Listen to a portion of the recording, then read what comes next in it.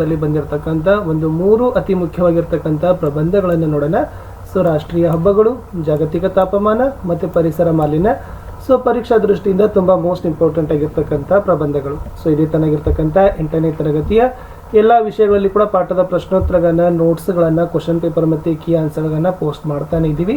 ವಿಡಿಯೋದ ಡಿಸ್ಕ್ರಿಪ್ಷನ್ ಬಾಕ್ಸ್ನಲ್ಲಿ ನಿಮಗೆ ಲಿಂಕ್ಗಳು ಸಿಗ್ತವೆ, ಅವುಗಳನ್ನು ನೋಡಿ ಅಂತ ಹೇಳ್ತಾ ವಿಡಿಯೋನ ಲೈಕ್, ಶೇರ್ ಹಾಗೂ ಸಬ್ಸ್ಕ್ರೈಬ್ ಮಾಡೋದನ್ನು ಮಾತ್ರ ಮರೆಯದಿರಿ ಅಂತ ಹೇಳ್ತಾ ಈ ವಿಡಿಯೋವನ್ನು ಪ್ರಾರಂಭಿಸ್ತೀನಿ. ಸೊ ಮೊದಲಿಗೆ ನೋಡೋಣ ರಾಷ್ಟ್ರೀಯ ಹಬ್ಬಗಳು ಅಂತಕ್ಕಂಥ ಪ್ರಬಂಧದಲ್ಲಿ. ಸೊ ಫಸ್ಟ್ ಪ್ರಸ್ತಾವನೆಯನ್ನು ಬರೀಬೇಕು. ಸೊ ಪ್ರಸ್ತಾವನೆಯಲ್ಲಿ ಏನು ಬರೀತೀರಾ ಅಂದರೆ, ದೇಶ ಪ್ರೇಮ ಹಾಗೂ ರಾಷ್ಟ್ರೀಯ ಭಾವೈಕ್ಯವನ್ನು ಮೂಡಿಸುವಲ್ಲಿ ರಾಷ್ಟ್ರೀಯ ಹಬ್ಬಗಳು ಮಹತ್ವದ ಸ್ಥಾನವನ್ನು ವಹಿಸುತ್ತವೆ.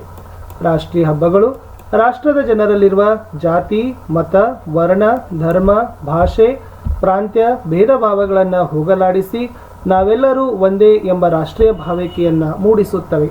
ಆದ್ದರಿಂದ ರಾಷ್ಟ್ರೀಯ ಹಬ್ಬಗಳನ್ನು ಬಹು ವಿಜೃಂಭಣೆಯಿಂದ ಆಚರಿಸಬೇಕು. ನೆಕ್ಸ್ಟ್ ಅಪ್ ವಿಷಯದ ನಿರೂಪಣೆ.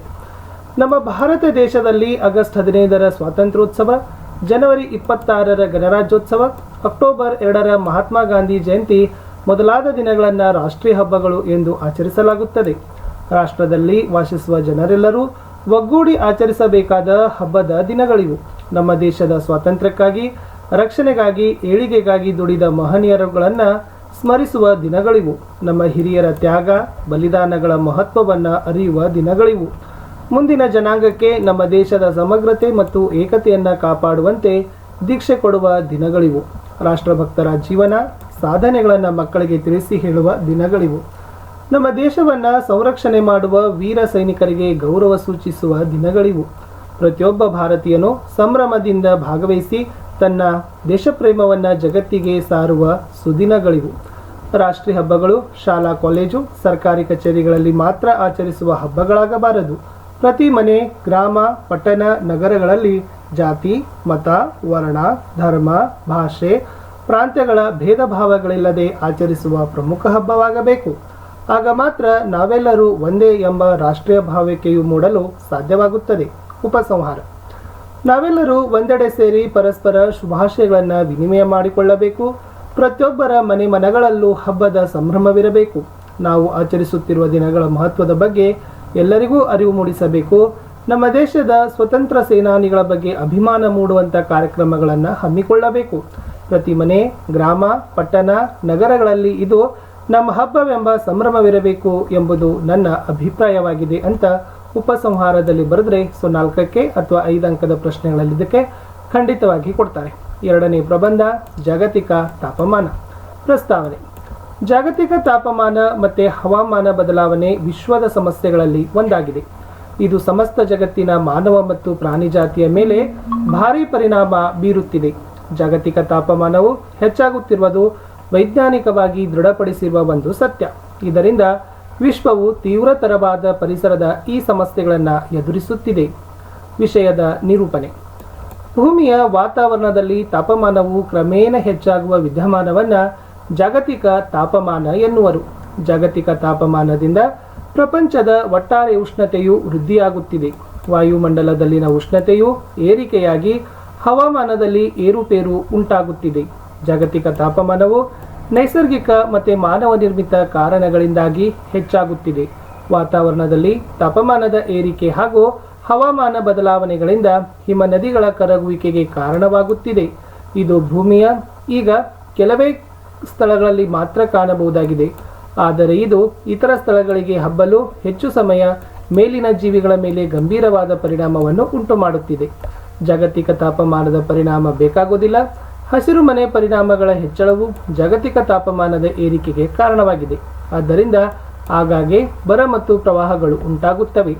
ಮಾನವನ ಕ್ರಿಯೆಗಳಾದ ಜೈವಿಕ ಇಂಧನದ ದಹನ, ವಾಹನಗಳಿಂದ ಹೊರಬೀಳುವ ಹೊಗೆ, ಅರಣ್ಯನಾಶ, ಕೃಷಿ ಮತ್ತು ಪಶುಪಾಲನೆ, ಕೈಗಾರಿಕಾ ಪ್ರಕ್ರಿಯೆಗಳು, ವಾಯುಮಂಡಲದಲ್ಲಿ ಹರಡುವ ಅನಿಲಗಳು ಹಾಗೂ ಪ್ರಾಕೃತಿಕ ಕಾರಣಗಳ ಪರಿಣಾಮವಾಗಿ ವಾಯುಮಂಡಲಕ್ಕೆ ಹಾನಿಕಾರಕವಾದ carbon dioxide, methane, nitrous oxide ಸೇರಿ ಹಸಿರು ಮನೆ ಪರಿಣಾಮ ಸಂಭವಿಸಿ ಜಾಗತಿಕ ತಾಪಮಾನವು ಹೆಚ್ಚಾಗುತ್ತಿದೆ. ಹೀಗೆ ಜಾಗತಿಕ ತಾಪಮಾನವು ಮಾನವನ ಕ್ರಿಯೆಗಳ ಹಾಗೂ ಪ್ರಾಕೃತಿಕ ಪ್ರಕ್ರಿಯೆಗಳ ಪರಿಣಾಮವಾಗಿ ಉಂಟಾಗುತ್ತಿದ್ದು ಇದರ ಪರಿಣಾಮಗಳು ಗಂಭೀರ ಮತ್ತು ದೀರ್ಘಕಾಲಿಕವಾಗಿರುತ್ತವೆ.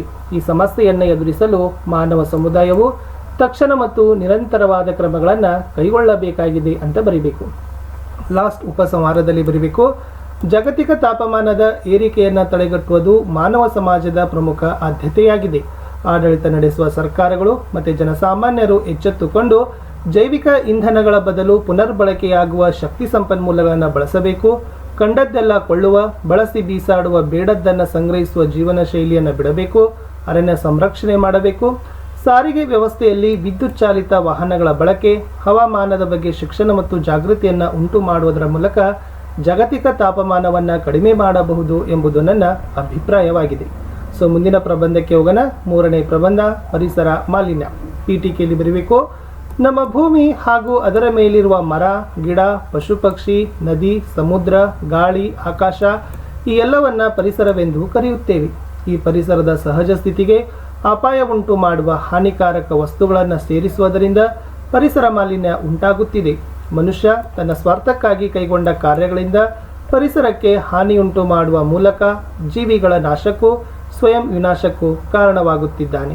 ವಿಷಯದ ನಿರೂಪಣೆ. ಜಲ ಮಾಲಿನ್ಯ, ವಾಯು ಮಾಲಿನ್ಯ, ಶಬ್ದ ಮಾಲಿನ್ಯ ಮತ್ತು ಭೂಮಾಲಿನ್ಯ ಇವು ಪರಿಸರ ಮಾಲಿನ್ಯದ ವಿಧಗಳು. ಕೆರೆಕಟ್ಟೆಗಳು, ನದಿ ಸರೋವರಗಳು ನೀರಿನ ನೆಲೆಗಳಾಗಿವೆ. ನಗರಗಳ ಕೊಳಚೆ, ಕಾರ್ಖಾನೆಗಳ ತ್ಯಾಜ್ಯ ವಸ್ತುಗಳು, ಬೆಳೆಗಳಿಗೆ ಸಿಂಪಡಿಸುವ ಕ್ರಿಮಿನಾಶಕಗಳು ಈ ನೀರಿಗೆ ಸೇರಿ ಮಲಿನಗೊಳ್ಳುತ್ತಿದೆ. ವಾಹನಗಳಿಂದ, ಕಾರ್ಖಾನೆಗಳಿಂದ ಹೊರಹೊಮ್ಮುವ ಹೊಗೆಯಿಂದ, ನಾವು ಬಳಸುವ ಏರ್ ಕಂಡೀಷನರ್, ರೆಫ್ರಿಜರೇಟರ್ ಮೊದಲಾದವುಗಳಿಂದ ಹೊರಬರುವ ಅನಿಲಗಳಿಂದ ವಾಯು ಮಾಲಿನ್ಯ ಉಂಟಾಗುತ್ತಿದೆ. ಅರಣ್ಯ ನಾಶವೂ ಸಹ ವಾಯು ಮಾಲಿನ್ಯಕ್ಕೆ ಕಾರಣವಾಗಿದೆ.